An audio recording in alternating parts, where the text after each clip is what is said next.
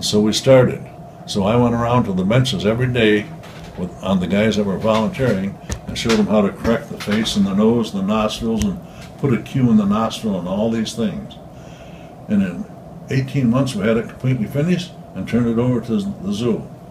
I received phone calls threatening to, we're going to cap you, we're going to do a drive-by on you because you have a racist flag on our carousel.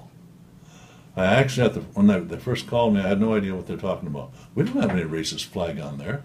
We've got an American flag and a Confederate flag. These are historical items, and I don't see any race on these flags.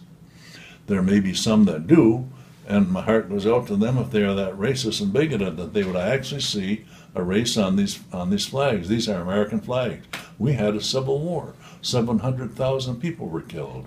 My grandfather and two of his cousins enlisted at the same time, and they were killed on May the 7th, 1863 at Cherry Creek, Virginia.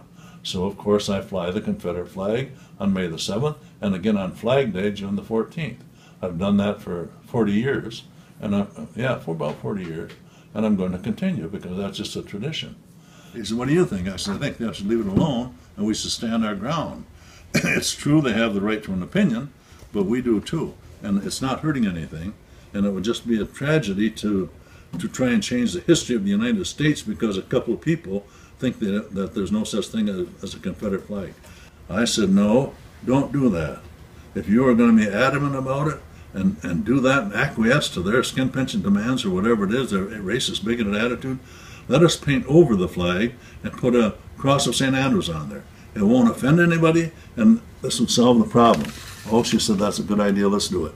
So I think that's what's going to happen. Every year in July, the first Tuesday in July, the Tri-City Carving Club is invited to go to the carousel, to the zoo, at the Saginaw Zoo, where we can ride the carousel and we have a picnic.